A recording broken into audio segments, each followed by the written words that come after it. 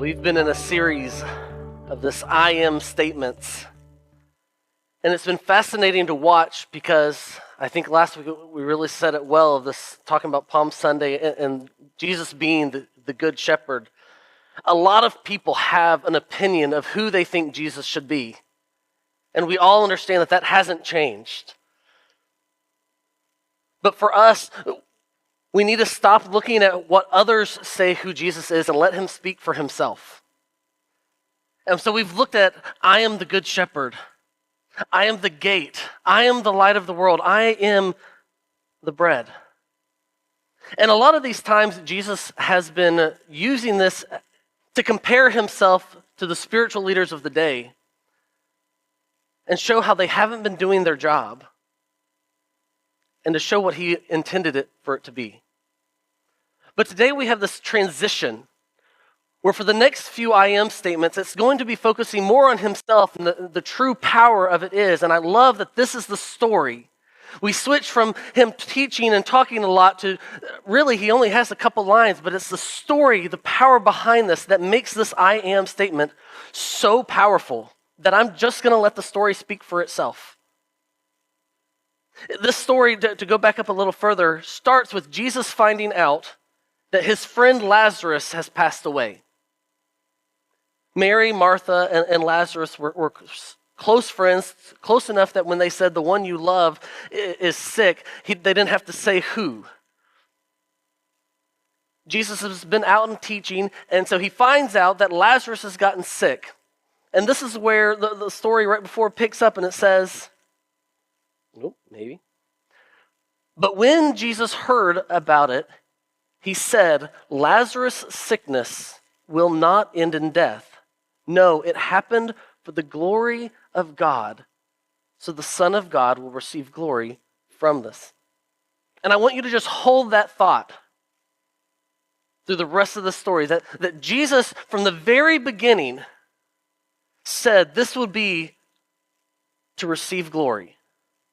That God and himself would be glorified in this moment was the key to this whole part. And it says, so although Jesus loved Mary, Martha, and Lazarus, he stayed there where he was for the next 2 days. Finally, he said to his disciples, let's go back to Judea. Now this one always catches people off guard. It says, Jesus loved them. He loved them so much, but he waited. 2 whole days.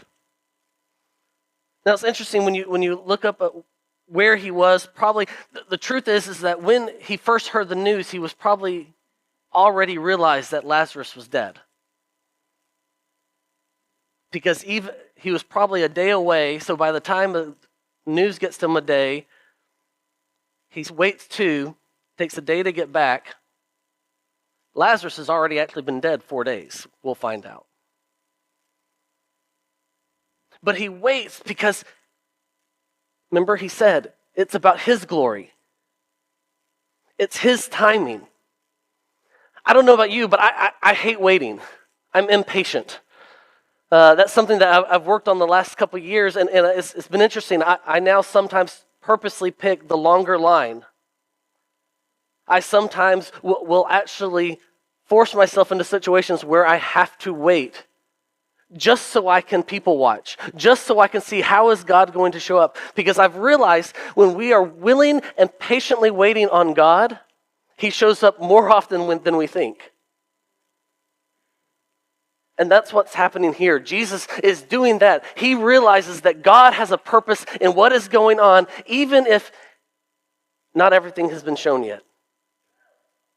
And so he waits on God's timing to send him back to his friend Lazarus. And I love it because when he finally says, hey, let's go back, his disciples are actually like, actually, no, let's not. Because remember those other I am statements that you said? You caused a lot of division between you and those Pharisees, and they actually tried to stone you the last time we were there. So maybe we shouldn't go back. And he has to explain to them, no, we really do need to go back because you know how I said he was sleeping? Well, what I really meant is he's died. And we need to head back. And this is one of those side notes. This really isn't as important to the story, but I want to give Thomas, when you hear the name Thomas, what do you hear? What's the other word that goes? Doubting Thomas, right? We always hear doubting Thomas.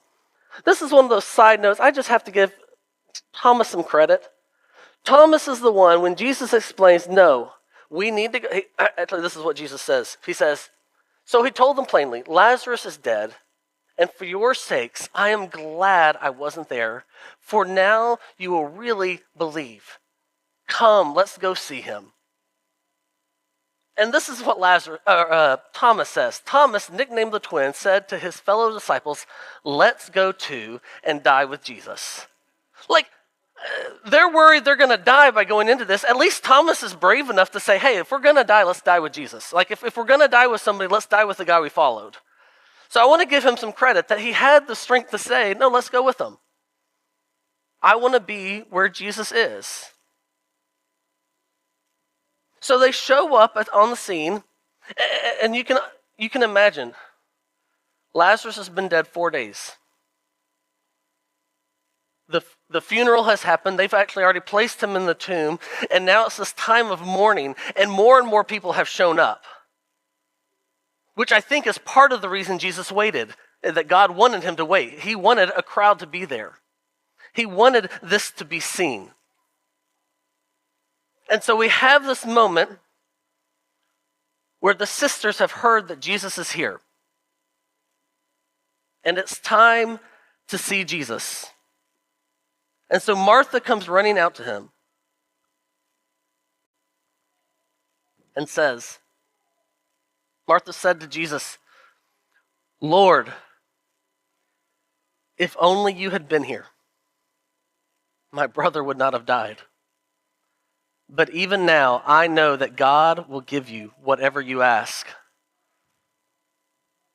You can feel that tension, right?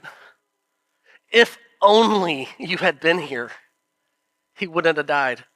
They had seen the miracles. They had heard about the miraculous things he had done in other towns. They knew he had the power. If only you had been here. If only you had opened that door for me, God. If only you had kept my mouth shut. If only you had given me more time with them. If only you had made it work out. If only you had taken me and not them. If only you had brought the healing. You feel that, right? The if only. That desperation of us going, God, where were you in the moment? We knew you had the power. We've put our faith in you. We've trusted you. If you were only here. And Jesus' response to her is, Jesus told her, your brother will rise again. And I love it. Martha says, yes. Martha said, he will rise again when everyone else rises at the last day. And I love it. Martha goes the church route. She has the Jesus answer. She's like, oh, yeah. You're right. The day is coming when we'll all come back. You know, I don't know if she has Isaiah on the heart, the end of Isaiah where it's talking about the new life, the new heaven and new earth that he prophesies about. And she's like, oh, yeah, that resurrection, yeah, I know he'll rise again. She tries to sweep away what Jesus is really trying to get at in this moment. She's saying, your brother will rise. And she's like, oh, yeah, one day, I know. She's finding the cop-out answer, right? And he's like, no, you're missing the point. And so he looks at her, and he says, Jesus told her, I am the resurrection and the life. Anyone who believes in me will live, even after dying. Everyone who lives in me and believes in me will never, ever die. Do you believe this, Martha? He says, no, you're thinking about the wrong thing. You're thinking of the resurrection as an event, as a something in the future. He says, no, the resurrection is a person and it's right in front of you. It is here, it is now. And that's something we forget about a lot of times. That when we even think about the resurrection, the good news of what today brings us isn't for a day off in the future. It's for a day today. It's the power that can be found now. And that's the beauty of this moment, is that what Jesus is saying, he says, no. He goes, you're right. I'm not saying you're wrong. He's like, but you've missed the fact that I'm the one that is going to bring all that about. I'm the one who's going to bring this resurrection. This is why later on disciples like Peter and Paul can talk about death, and they talk about it as just going to a sleep. Because of the power of the resurrection that resides in each and every one of us who believe, and that's what Jesus is trying to get across. How many of us get caught up in going, God, if only you had shown up, if only, and God's sitting here going, what do you mean if only? I was setting you up for something impossible. I wanted to show you what's really going to happen. Because that's what Jesus is saying. He's like, no, you say if only. He goes, I was saving the best for last. Just watch what I'm about to do. And I love that she does give a response. Her response is, yes, Lord. She told him, I have always believed you are the Messiah, the Son of God, the one who has come into the world from God. I love this very real moment because notice she doesn't say, I believe you can resurrect him. She doesn't say that. She says she believes in him. Sometimes our faith alone in Jesus is enough to cover the things we don't believe. I'm not sure how God's going to get me through this. I don't know how it's going to work out, but I believe in Jesus, and that's what I'm going to stand on. We might doubt how it's going to work. We might doubt if he can even do this, just because of our finite way of thinking. And yet that's perfectly fine in this moment. He says, I am the resurrection. Do you believe that they'll never die? And she's like, I believe in you. And that seems to be very good enough for Jesus. I do think it's interesting that then Martha goes and gets Mary, and Mary comes out and says the same thing. When Mary arrived and saw Jesus, she fell at his feet and said, Lord, if you had been here, my brother would not have died.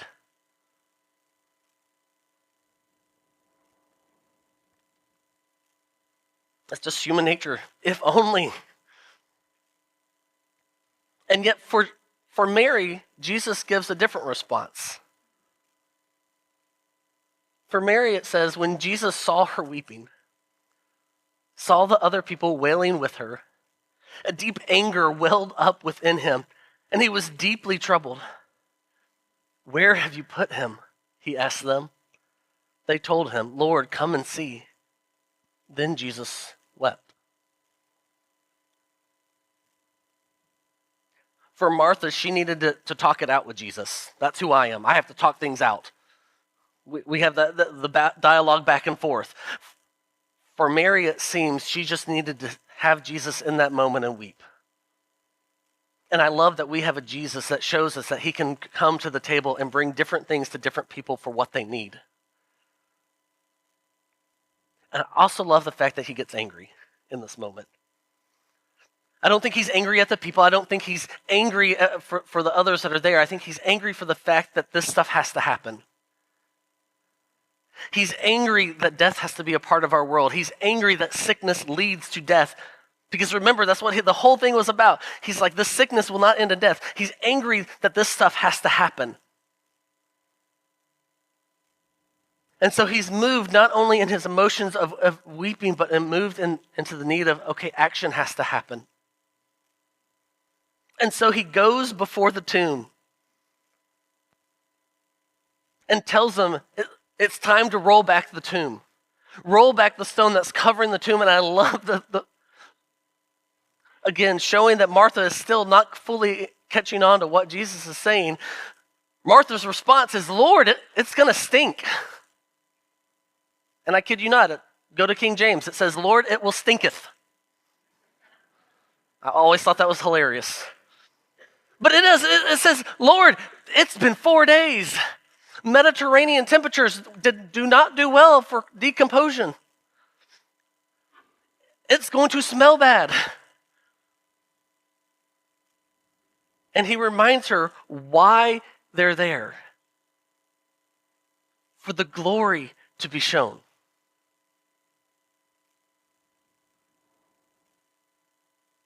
Then Jesus shouted, Lazarus, come out.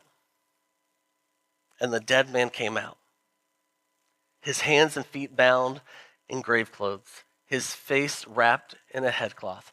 Jesus told them, unwrap him and let him go. Such a beautiful moment. A moment that I feel like we gloss over a lot. Jesus has just raised someone back from the dead.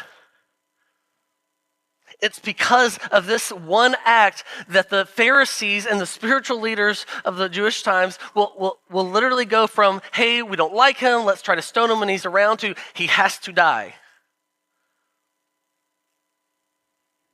It's because of this moment that Jesus, for the next few months before it leads up to the Holy Week, has to be in hiding because of how much publicity he got from this moment. Because he's changed everything. Yes, he's raised a few people that had died that day. Now he's raising someone that's 4 days later, something that they believed was impossible. They had heard of people coming back to life a couple hours after people thought they were dead, or even a day or two after. But they had this belief that no, after 3 days or so, the soul's just gone. It has left. There is nothing left. That's what brings on the rot. That's what they're saying in this moment. They're like, no, this is past this. And he goes, no, nothing is impossible. He goes, we keep focusing on these if-only moments. And he's like, you don't understand. I am the resurrection. I am here with you now. And as long as you have me, there is nothing that I can't do. And so he does the impossible. He brings Lazarus back. There's only two problems with that. One, you have the wonderful moment of Lazarus coming back, and you have to wonder, did Lazarus get to see heaven? Or was he held off to the side because God knew what was going on? I don't know if you've ever seen the comedians do this. I've seen it a couple times. I've made my own jokes. I mean, you have to wonder, though, if he got to the pearly gates, gets welcome, they're like, actually, hold on. We've got other plans. And he's like, what do you mean? He's like, just wait here. We're figuring it out. John Christmas said, did he actually start planning how heaven was going to look for him, start organizing his room, and, hey, sorry, they're calling you back. I don't know what that was like. But what I do know is that when he got brought back, I think the worst news that probably didn't happen right away, but eventually the worst news I could think of is the fact that at some point Lazarus realizes, I have to die again. That to me is the worst part of all this. Is like, wait a minute, I already went through that aching, the pain, the going through that moment. You're telling me I have to do that again sometime? Because see, that's the real problem. Lazarus is still a sinner. So Lazarus still has to die. For the wages of sin are death. Lazarus may have been brought back in this moment to glorify Jesus and show him the power that Jesus has, but until something greater is done, he is still bound by the problem that sin equals death. And all have fallen short. Which is why I come back to this phrase. But when Jesus heard about it, he said, Lazarus' sickness will not end in death. No, it happened for the glory of God, so that the Son of God will receive glory from this. This is the last story we really get in the book of John. Before Jesus' triumphal entry, we do have his anointing in Bethany right after this. But other than that, everything is about leading up to his crucifixion. I wonder if Jesus had that same thought in his mind when he said, "This sickness will not end in death." I wonder if he was thinking not only of one sickness, but another. I wonder if Jesus was sitting here going, this sickness, not just the physical death of Lazarus, but the sickness that is holding each and every person back that is known as sin, it will not end in death either. I wonder if Jesus was thinking about his own tomb when he was before the tomb and calling Lazarus out, thinking that of another tomb that would one day be found by a different Mary, and this tomb would already be empty, where she would find the resurrected Jesus, the Jesus who says, "I am the resurrection and the life." Like, that's the beauty of today, and really every day that we have, is that we serve a God who is the resurrection. And so that we have at any time the power of the God who loves us so much that says, you don't have to worry about the God if only, because I'm already there. I've already done what had to be done. There is nothing you have done. There is nothing you could do. There is nothing too great that can stop you from my love and what I did so that you could be saved.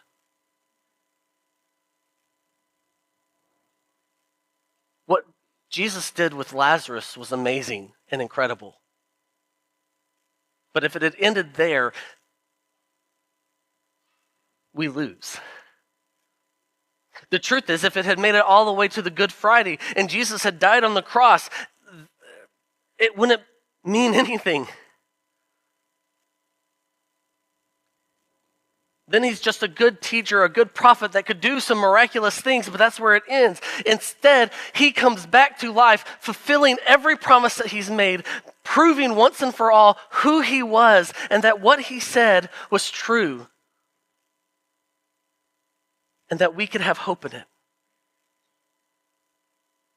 And so he asked the same question of each and every one of us today, the same thing he said when he looked at Martha. And I'll go back and read that. He says, "I am the resurrection and the life. Anyone who believes in me will live, even after dying. Everyone who lives in me and believes in me will never, ever die."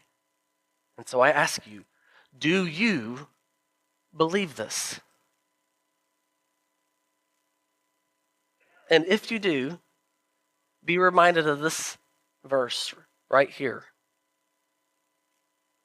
Galatians 2:20 says, "My old self has been crucified with Christ. It is no longer I who live, but Christ lives in me. So I live in this earthly body by trusting in the Son of God, who loved me and gave himself for me." I don't know where you are.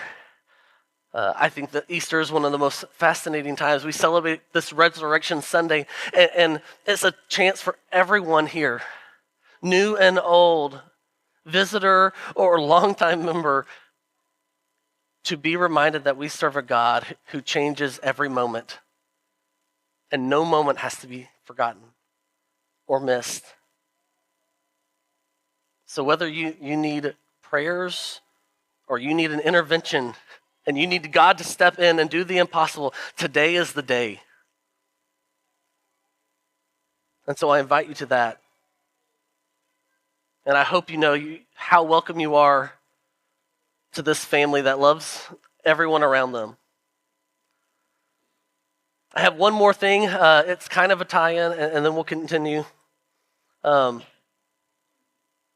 a month, we're going to have this thing called the Day of Prayer. It's another thing I'm bringing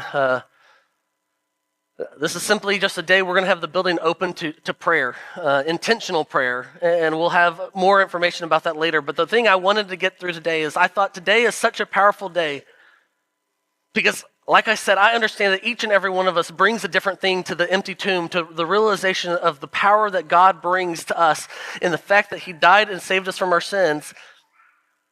We each have moments that we want lifted up. And so I've created some prayer request cards that I'm going to scatter throughout the building that I encourage you to pick up. And these cards are a little different than our normal prayer request cards.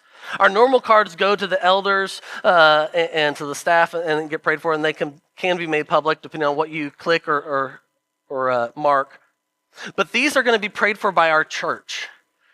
On that day of prayer, we're going to have these scattered all across the stage that people can come and pick up different ones and take different times to spend praying. And so if you have something that has been on your heart that you would love, not just one or two or three people, but hundreds of people praying over, this is the moment to write a request down. You can write one, you can write 100. If I have to print more next week, that'll be awesome. I would love for them to be complaining that they can't find all the contributions because they can't find it through all the prayer request cards that got put in the box outside. I think that would be hilarious. But you have the opportunity to be prayed for and to have a God, listen, who does the miraculous.